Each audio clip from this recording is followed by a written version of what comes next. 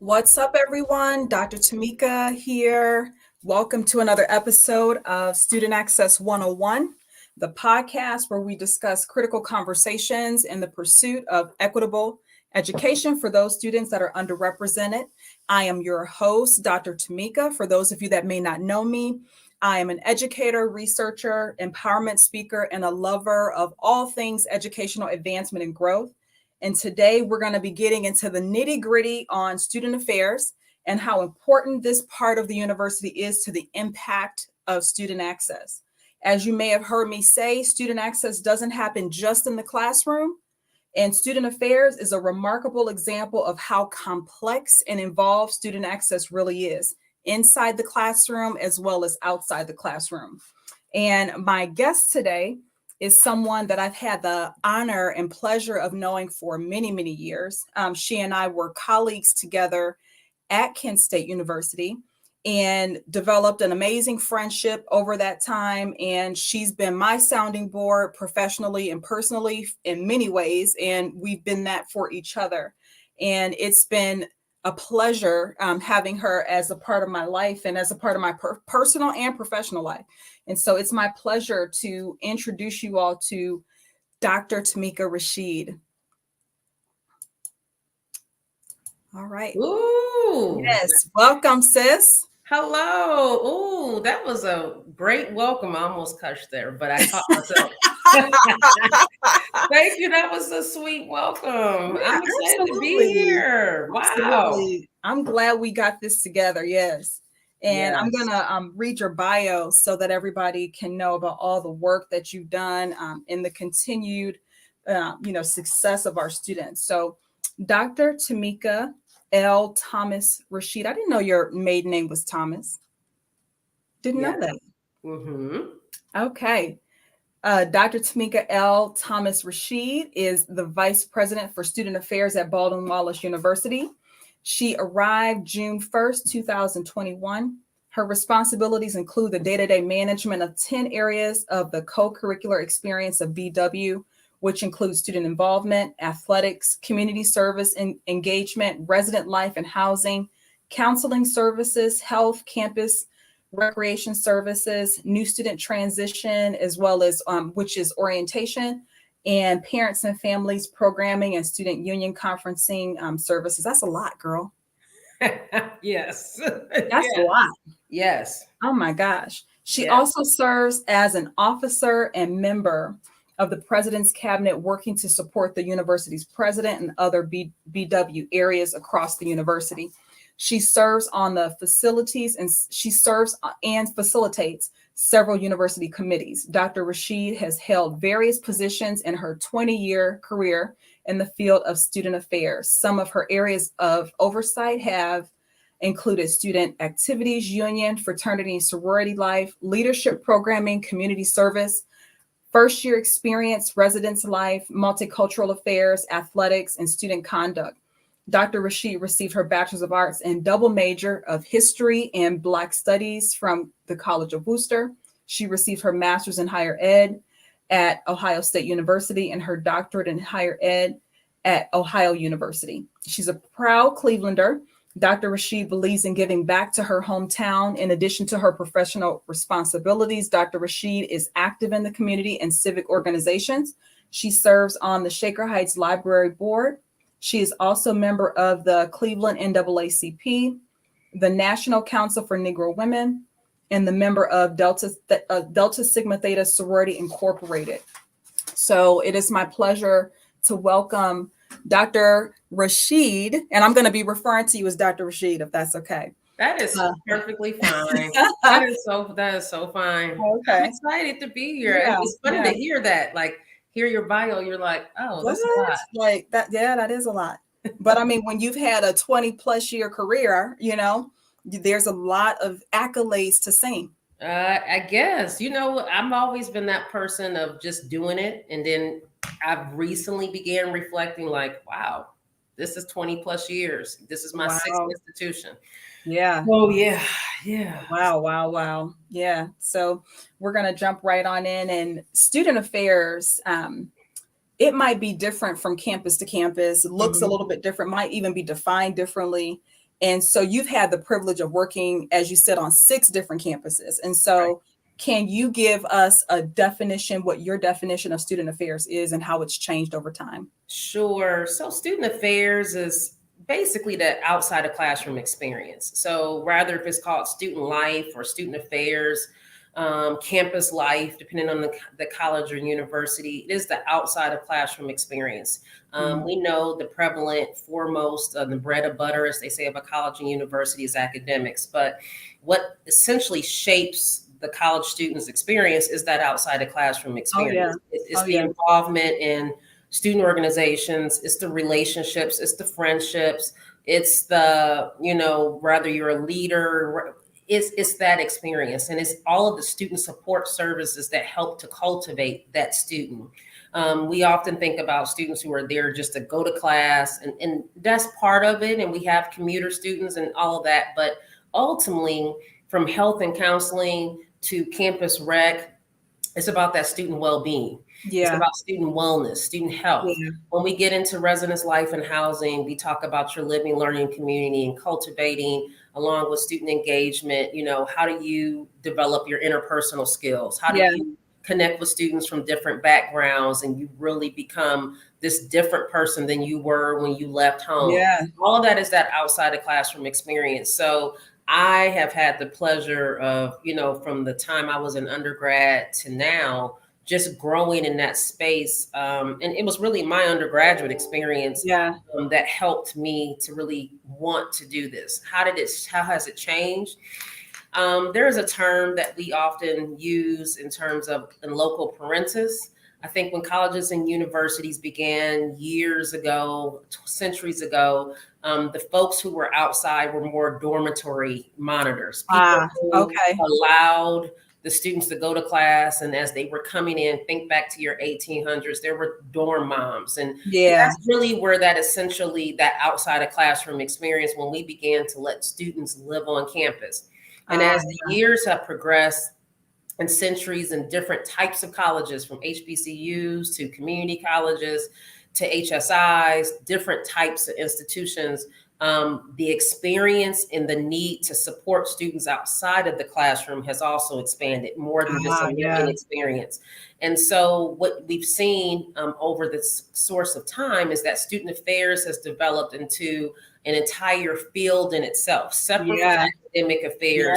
Those of us who are really about thinking about how do we cultivate students, even in the behavioral space of conduct. And so what we're finding is that we really mirror society, where if there's a militancy in the 60s and 70s of how students were outside, those student affairs folks were probably the staff members who were helping students with demonstrations, helping students to formulate their thoughts. But as we move now into what we call Gen Z, we're actually seeing, students coming in the college and university experience coming back to in local parentis. This is what we call the expectation of monitoring. And a lot of us student affairs folks are really fighting against that. And there's no sense of fault of own, but as you heard me, as you said, Tameka, you talked about parent and family. There was no parent and family programming 20 years ago. There were no offices for parent and family programs 20 years ago. Parents dropped their students off and parents paid the bills. But as the university experience has changed, as society has changed, as the student-parent relationship has changed, there are now full offices and associations that are cultivating professional development for those who are in college and universities to support parents and family. That's what they do. They do programming for parents and family, parent and family weekend. So that's one big example of, if you were in college 20 years ago, you probably didn't have a parent and family office at Kent State or College of Worcester, but now there is a whole association that has started and people are meeting to really talk about how do we support parents as partners. Now, you know what? And as a former professor, I kind of bulk at that just a little bit, because I think about those helicopter parents that are so involved to the point where they're calling up the professors, asking the professors why their student is not doing well in school. When we still have to deal with FERPA laws and all of this, so it becomes a little bit of a challenge when students involve their parents, on that academic level, at least, what I've experienced, because I've had students that have had their mothers calling up to the office asking about their grades. And if they didn't sign a waiver, we're not allowed to talk to the parents, Right. Right. So it could be complicated. But that's the psychology of where we as student affairs professionals, and even we call the slow grind and working with our academic partners. The purpose of those offices, at least what we're trying to cultivate here at BW, is that we want to provide programming that better supports parents in understanding the psychology of where your student should be. We have to understand that parents now are ultimately the translators for their students. Yeah. So instead of resisting that relationship as we have for so long, bulldozer parents, helicopter parents, what I try to tell people is that they've ultimately descended. Helicopter parents are no longer helicopter. They're not just kind of, circulating, they've landed. And so what we have to do is face facts. And that's where the development of such offices have come. To really not just as sometimes we become the listeners of when they're venting, how do you help my parent, my student, can you check on my student, but to really provide programming and cultivate conversations around how to better support your student, how to provide them with independence, how to equip them with the tools they need. So it's a slow process. I think there's multiple things that go into that, rather if you're in academic affairs or student affairs, and we have a parent who's frustrated because a lock isn't on a door, or, a certain situation or experience has happened in the residence hall. We get it on both sides. But what I'm trying to tell people is that the reality is it's not going anywhere. So we need to provide opportunities and resources to help parents cope, just like we're helping our students cope. Yeah. Wow. So what inspired you to get in student affairs? Like, what was it about your experience in college and, your time coming up that really made you feel like student affairs was going to be what was your thing? I smile because I love that question, because it's such a reflective question, and I'm going to try not to be too long-winded. So to people who know me, I'm a first gen from the east side of Cleveland. I'm a proud Cleveland Public School, now Cleveland Municipal Metropolitan School District grad. And I went to the College of Worcester in the mid-90s after the piece of Rodney King 2 years before, the O.J. Simpson trial. And I, came upon this little place in the Amish country after I, looked at HBCUs, and something in me said, go somewhere that's different. And I still believe it was God's step in to put me at Worcester, and in the middle of nowhere at a small PWI. And it was there where I met, she's a good friend to this day, and she was a role model for me and mentor, Dr. Kimberly Scott, who's vice chancellor at UMass Dartmouth. And I had to think of which of the UMass system she's at. And she took me under her wing. This was another African-American woman who was at that time assistant dean of Black Student Affairs. And that's what we called our offices then, Black students or Hispanic student affairs. And she said, I'm going to give you a job. And she saw in me, even rough around the edges, even reserved, even moody, that first gen hardness of Cleveland. She saw the potential of a leader, a person who had ideas. And I used to just sit in her office, and that's what multicultural offices really were and have been for students of color. And I didn't realize it at the time, but she was pouring in me. And then so were faculty members who looked like me. And that's why I'm a firm believer in small colleges. And it's not that I don't think that can happen at big schools, HBCUs, but that experience was giving me the attention to reflect. And she kept encouraging me, like, go out there and become president of this organization, become an RA, till I finally had a conversation where she was like, you can do this work. Because I was like, I don't want to be a teacher. I don't want to be a social studies teacher. Because I was a history major. And she was like, I don't think you'll be a good social studies teacher either. But I needed that, and I loved, and I became that for other students over my career, like that reflection, that mirror holder. And she said, you may want to think about doing what I do. and the rest is history. And Wow. I had a good friend who's now at Oberlin. She was a couple years. She was an upperclassman. Her name is Donna Russell. And she was an upperclassman at the time. And she was at Ohio State's program in higher ed. And she was like, absolutely, like, you should come to Ohio State. I got in, and really the rest is history. So I started my career in multicultural because it was grounded in that space. And then I became a generalist, but it was through the experiences of, and many of us in student affairs will tell you that, like, we were the students on college campuses who really were involved, who liked being involved in student organizations and loved the experience and loved the environment. And we just never wanted to leave it. Like most student affairs folks will tell you they were RAs or they were president of organizations. That's because there's no major to do this work. It is just the experiences of wanting to do it. Yeah. Wow.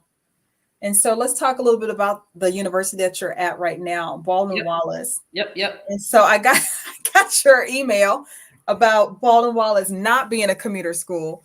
And so that surprised me because about 60% of the students commute, don't they? Well, here's how, because I sit in this space of being a representative of our university.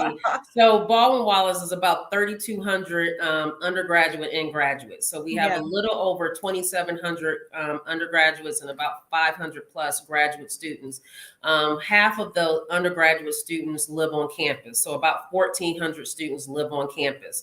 When you take out that graduate population, non-traditional, and those smaller populations that do commute for undergraduate students, we do have that. But we consider ourselves, because we have primarily residential facilities and residence halls, a residential campus because of that. We would probably liken ourselves, that was the stickler, the student affairs person in me. More of a commuter campus would be a Tri-C or a Cleveland State, which was a previous employer, because they have less residence halls, and primarily for their undergraduate and graduate population, they commute. I see. So since you've had the experience of being at different colleges or universities, and you've had to also in student affairs deal with, commuter students and some of the things that they, have challenges with. So what were some things that students that you that strategies that you guys in student affairs have done to help, bring in and connect in those commuter students? Yeah, and that's a good question, because Tameka, I'm going to say things have changed over the years, and people like to point at COVID, and we're getting frustrated and tired of pointing at COVID. But that was a pivotal point for us in many ways in student affairs. And I'll talk about that from professional to students.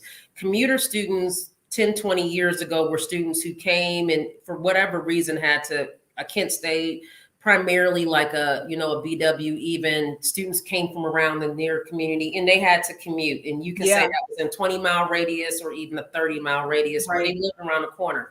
And so commuter student or associations were formed to provide them with a lounge, provide them with a community, provide them with a connection to campus. So we still have those. And what's interesting is that technology is working against us, because as technology has advanced and you can find everything you want from your laptop on your lap, to your phone and doing your work there, that commuter connection has become harder. And so a student can sit essentially in their car.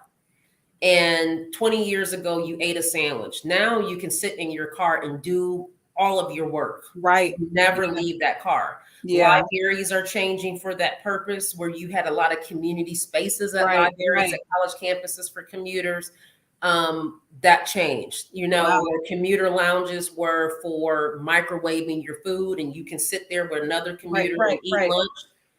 You don't have to do that. There's basically most colleges and universities don't even have computer labs anymore. So all of those community spaces have changed. So for commuters, we are forced to really think of new ways to really provide them a reason to come back and stay at campus. And that is a continuing challenge for us, because of COVID. COVID has, I like to say, has forced those who were introverts to become more introverted.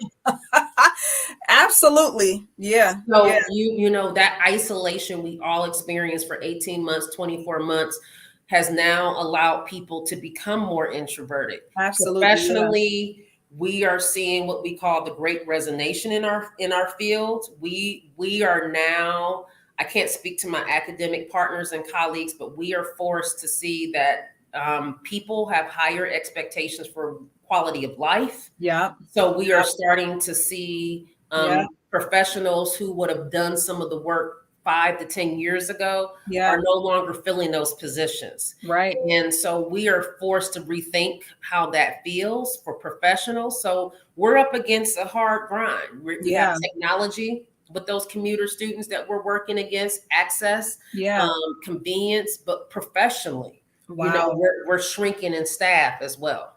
Wow. The great resignation. I mean, it's all across all fields and disciplines. I mean, it's really interesting. I mean, even when you think about service fields and in industries, like trying to get your car fixed, right? Or going to the grocery store. There's not enough people to stock the shelves at the grocery store, you know?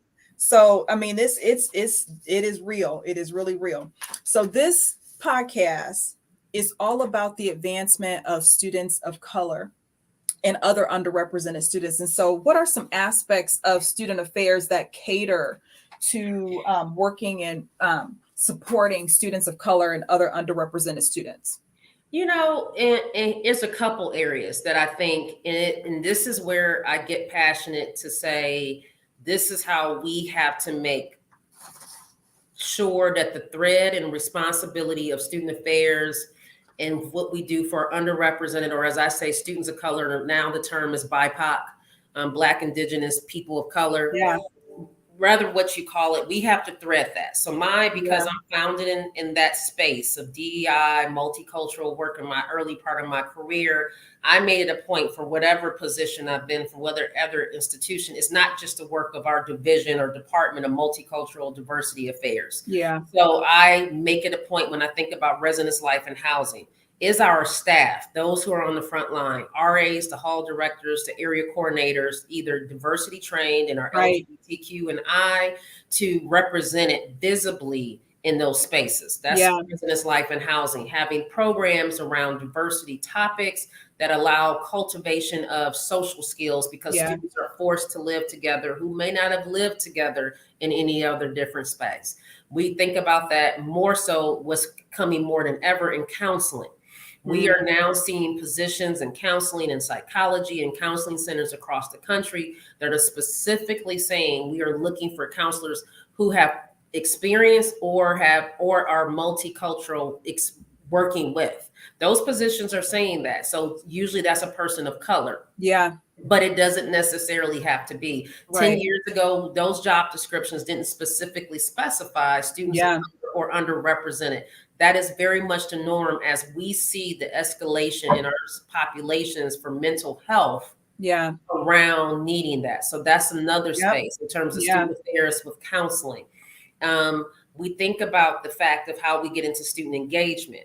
We talk about, for me, fraternity and sorority life, obviously as a proud member of a D9 sorority, we think about the opportunities through leadership and involvement around fraternities and sororities. How do we push that? How do we make sure that there's representation in student engagement and student life with organizations? And that place is supported. And I work in good partnerships in all the places I've been with our multicultural diversity areas in terms of Black student unions, or BSAs as they're called. Those are our cultural areas, but we also have to uplift our Hispanic students in terms of what we call sometimes our salsa, that may be an organization called our Native American, but we also can't forget our LGBTQ, which is our ally organizations and things like that, that support are in terms of sexual orientation. And, recently, for example, when we think about students of color and religious diversity, we just opened, our prayer space for our Muslim Student Association here at BW. Oh, nice. And it was a dedicated space in our student union. So again, while that came in partnership with our university director of, University Religious Services, or a chaplain who was the former chief diversity officer. We did that in partnership. So those are just a couple examples of like student affairs has the expectation and responsibility to thread that experience for diversity in underrepresented populations through all of our areas. Yeah. And I can get into other things, including athletics, but those are just a couple examples. Wow. How does student affairs help prepare students for their careers? I know that when I was in the process of preparing for this interview with you, I saw several articles about, what student affairs is, and oftentimes they talk about career preparation. So what are some things that student affairs does to help students prepare for their future careers? In some areas, great question. Some colleges and universities has their career centers sitting in the student affairs division. That's not here at BW, but what we do is that we talk about the soft skills that are really important that students and other sometimes parents and faculty can overlook. When you're encouraging students to be involved, I don't care if it's the psychology club, the sports management club, I call them our academic clubs.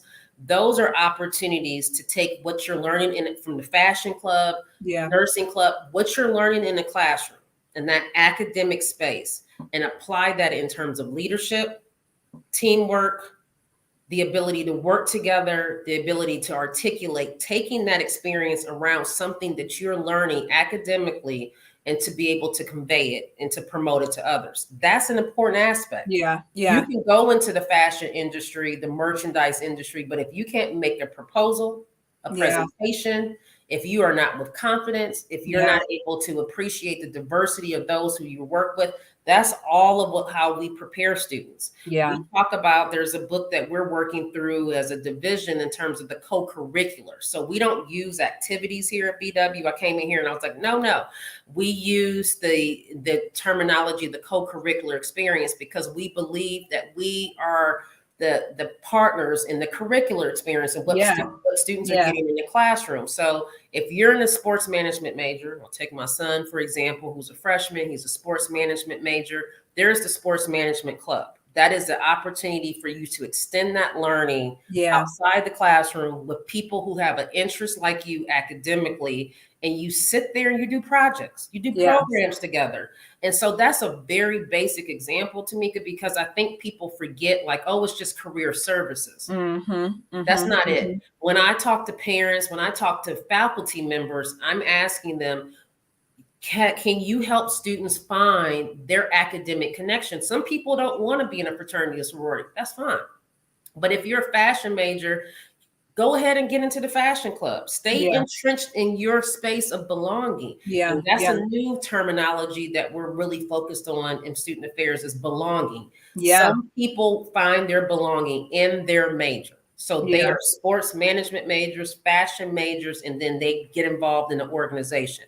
That's great. You know why? Because you're taking that classroom experience, you're moving it on the outside, and you're continuing to cultivate relationships and get your confidence that will help complement your experience inside the classroom. Wow. I didn't even think about it that way. Of course, when we think about, career development and that kind of thing, we think about just the things like, the basic things like helping them learn how to put together a resume and that kind of thing, And so that's a whole different way of looking at it, because you're right. Those soft skills are needed, once they get into their field of whatever field they're going to be in, whatever industry they're going to be in. And I think, and I'll say this and quickly, is that our career centers can sit in academic or student affairs. And I've always been partners with those folks in all the institutions I've been, but I think we leave too much to our career centers. I think we do. I think it's a lot of pressure on those folks who lead those at different colleges and universities. So I'm often looking at them and I'm like, wow, especially in today's view from politics to government of the expectation that higher education is not given the ROI. And now the conversation has changed to career readiness. Right. You see a lot of colleges and universities, they're talking about career readiness. Yeah. So what I'm pushing us to do is to say, okay, they are the center. Their department is for career, resume writing, internships, all of that good stuff. But how do we complement the ability to communicate? Yeah. Yeah. Absolutely. Yeah. Absolutely. Wow. Can you give a word of advice to young upcoming administrators and people that are wanting to work in student affairs? Just thinking about something that you would have told your younger self. Yeah, it's a couple things. There's a couple things. First and foremost, I have to say this is, there's been a shift. And I've been talking about this with my fellow other growing seasoned senior professionals. There is a distinct belief in, I want more now. And I say that in terms of salary, and I say that in terms of professionally. Yeah. And I will say this as if I was talking specifically to someone in your audience who's like, but I want. That $25,000, $30,000 job is grounding you in the foundational understanding and knowledge that you will need to be an executive or senior leader. Yeah. You skip the steps, fundamental steps that come in between that foundational position. Rather, that's a hall director, area coordinator, assistant director, coordinator, and you want to skip the steps, assistant director, associate director, director, to get to the executive level. You are fundamentally losing the knowledge in between that you need to be a better leader. Yeah. Yeah. Period. Yeah. So that's number one. I am very grateful that my career started at Otterbein University as a hall director, community service coordinator. Yeah. And I actually have my nameplate in my office here at BW. I found it when I moved, and people are like, what is that? It's my very first nameplate in my very first position to remind me of where I started. Absolutely. It sits on my bookshelf, and it's fundamentally a reminder symbolically. Even when I have young women of color in my office who are hall directors, area coordinators, I tell them to look at that because I started where you are. Yeah. Yeah. The second piece is be humble. Like, be humble. You're not humble, Tameka? I'm humble.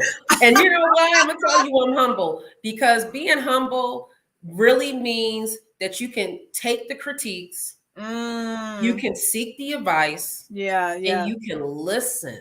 You can listen. Like, those informational lunches, quote unquote, are an opportunity for you to learn, an opportunity for you to ask questions, an opportunity for you to network. You should never not be humble enough to receive feedback. From the way my mentor told me, dress for the job you want, not for the job you have. Yeah. And I remember looking at her like, and she was like, no. She'll laugh if she was watching this right now. But she, and I have to get this or send this to her, but Kim was very much, I'll never forget that. I was sitting with her. She was working at Capital University at the time, and I was in her office, and she looked at me and she said, I need you to dress for the job you want, not for the job you have. And I was like, what? And I sat up straighter. And over the years, for multiple reasons, weight, fatigue, whatever, but it hit me when I got to Cleveland State, when I became an AVP, and I was like, ooh, I should wear dresses more. Ooh, I should dress up. Ooh, I should. It's true. It's true. Like, those fundamental things are important. And finally, what I will say is seek professional development. Please, I am a stickler with my team and my staff. There is an expectation that you go find some professional development. And if you don't, it becomes a part of your evaluation and goal access. Why? Because you are no good to me if you are not seeking ways to improve yourself. I know that's right. Yeah. Yeah. So y'all hear that? Y'all up and coming people, make sure that you are always trying to get better. And I think that's important, because sometimes we get to a certain age and we feel like we don't have anything else that we can learn. Even as, in our 40s, there's people that just feel like, I don't even need a mentor. They're like, what's a mentor? that is something that is imperative. I don't care how old you are. You could be 60 years old. If there's somebody that you admire and you like the work that they've done and they've been someplace that you're trying to get to, you better latch on to that person. Absolutely. I just spent 3 days in Arlington, Virginia with other fellow new vice presidents for student affairs from around the country, from Anchorage, Alaska, all the way to California, to North Carolina, to far up to Vermont. And sitting in a room with them who were other people 2 years and less in this role, we were different ages, different races, different backgrounds, whatever. And what was fundamentally the core for us was learning. Yeah. How do we grow in this role as senior student affairs officers at whatever institution from wherever we're going back to? So for me, I was in a space of just soaking it up. Yeah. Yeah. Because this position is a heavy one. It is one that I live in, literally. It is one that I do every day. And it was one that 20 years ago, I was seeking and it crept up on me. And I'm like, whoa, okay. Yeah. So I still, it really did. I'm like, oh God, where did it come from? Because, you know, as you said in the beginning, like we go back. And so, you know, now I have my moments where I just take a step back to pivot, like, whoa, like, what does this mean? How do I, you know, people see me as a certain way. I'm having a title now. Yeah. Wow. Is there anything that we didn't talk about that you would love to, you know, let the people know? One thing that I would say, you know, before I go, I want to speak to my first gen folks. One of the things I love about what you were doing, sis, and it just touches me is that it's not just about, you know, what our students of color, but what your mission behind first gen. And being first gen is that I want first gen folks. It is my passion. We recently brought in Trio in our division. And I was so excited to get Trio because I, for years, have been watching Trio at different places, Kent State, Cleveland State. And I was like, ooh, that's the department. That's what I want. Like, if I can put that in my portfolio, I want Trio. And I got the good grace of, you know, Bonnie Magulia, you know, Bonnie, she came over. And it is right in the fundamental passion I have to help first gen because I'm first gen. So for my first gen folks out here, I say this to you in the sense of you find it's a little harder. Those acronyms that they're throwing at you, that terminology is different to you when you're sitting in the classroom. I don't care what institution, you know, what high school you came from. And it is so imperative that universities and colleges find ways to support. And you know what's happened in recent years? That piece of first gen is becoming, because we didn't know we were first gen. We didn't have this terminology.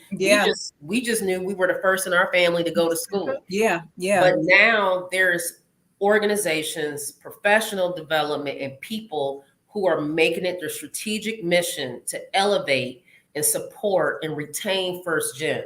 So to all my first gen parents of first gen students, to my students who are first gen, to my professionals who are first gen or working with first gen students, you are obligated to be able to lean into the resources you have. And if you're a professional, to provide resources and find those people who want to have a voice, because those folks can become you, me, or anyone else.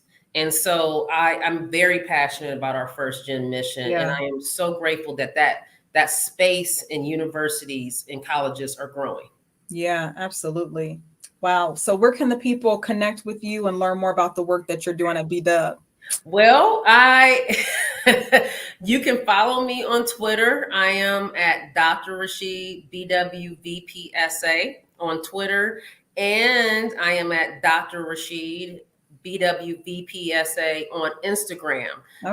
There on both of those platforms, I really kind of give you a look into my world here at BW in terms of everything from cheering on our athletes to providing a video and space to our students to, you know, coming to a rugby game. It's just my opportunity to really kind of promote the work and who I am here. So please, if you're on Instagram, if you're on Twitter, follow me on both of those areas. Okay. Thank you so much, sis. It was a pleasure to talk to you. We need to catch up. We sure do. We need to catch up. Yes. I expect that text or call later. So you keep doing what you do. Thank you so much, sweetie. Love you so much. And I'm Love so you happy that too. you were able to join us today. Thank you. I'm so excited. Please, I can't wait to hear from you. Thank you. Yes. Have a good night. You too. So, this is the part of the episode where I like to discuss a little bit about some of the research that goes into this. And I think that as a researcher, as an educator, it's always very important for me to dive a little bit into some of the research that goes in behind these topics of discussion. So, I'm not just pulling these topics out of the air. These are things that are critical to the success of our students, things that are really important that our students know. And so if you're looking at me now and there's a little banner on the bottom, you're going to see there's a resource down there. I always try to provide a resource of where I got my information and a little bit more that you can lean on and learn from about these topics, whatever topic it might be. Today's topic is student affairs. And so there's an article that I was reading about what is student services and how does it benefit our students. And that's what we were talking about today, the importance of having structures such as student affairs on campus. And what I loved about the interview with Dr. Rashid is that she gave us a little bit of history. I didn't realize that student affairs started, with the dorm moms and that kind of history back in the 1800s. I mean, that's amazing. And how especially too, how it's evolved over time. And so those individuals that are really wanting to learn a little bit more about student services, the link for this is ticking across the screen. And so these authors, I'm going to mess the name up, Miller and Wilfong, they had a study that they did, and they were looking at some of the services that student affairs provides. And it's important that we also look at it almost kind of as like a continuation from K through 12. So if you are familiar at all with K through 12 education, K through 12 has something called social emotional learning. And so when I think about student affairs, I think about it as almost kind of like a continuation of this SEL or student emotional learning framework that K through 12 schools use. And so student services, some of the things that they provide are study habits, skills, time management skills, personality and career coaching, resume writing. Dr. Rashid talked a little bit about, helping students learn these soft skills, how to build teams, how to get along with people at work. And I talk a lot about that in my book, and I'll be talking about that in just a moment. But how to also accommodate students with special needs. So student services works hard to make sure that our students with special needs have the resources and have the support that they need in order to be successful. And so it's really important that student services continues to have the funding that they need, the support from the university, because our students definitely need their services. And so I'm going to go ahead and add on to the screen my book. If you have not heard me talking about this book, I've been speaking about it for quite some time now. Be the GOAT Career Readiness Manual for First Generation Students and Young Professionals. This book has been a blessing to many students. From last year, I was able to gift about 30 of these books to Kent State University Student Support Services. And this year I have an even bigger goal. So I'm actually in the process of promoting my Ellington Foundation fundraiser. And it's going to be as a way to promote the book, as a way to also help students to get scholarships for school. So for the past 2 years, I've been able to give 2 scholarships every year. And my goal is to be able to give 3 this year, as well as to be able to still gift at least 30 books of Be the GOAT to some neighboring regional school that has a group of first generation students. And so maybe this year I might be tapping in with Dr. Rashid again to bless her students with some books. So it's just a matter of me wanting to become, this resource in this space of first generation students and student support all across the board. But it's my passion, it's my love. You guys all know that about me, and that's the reason why I started this podcast. That's the reason why I'm doing what I'm doing, is because I have a true love for our students. They need us. They need us in a variety of different ways. I think about what it was like for me as a student, and it's just my absolute pleasure and honor to be able to support students in this way. And so if you enjoyed this episode, please, please, please comment on YouTube, comment on Facebook or LinkedIn. Make sure that you share this with people that might benefit from this conversation. And don't forget to subscribe to my YouTube channel. And together we can do this. Together we can change the trajectory of equitable education for our underrepresented students. And always remember, there is no success without student access. Have a good night, everybody.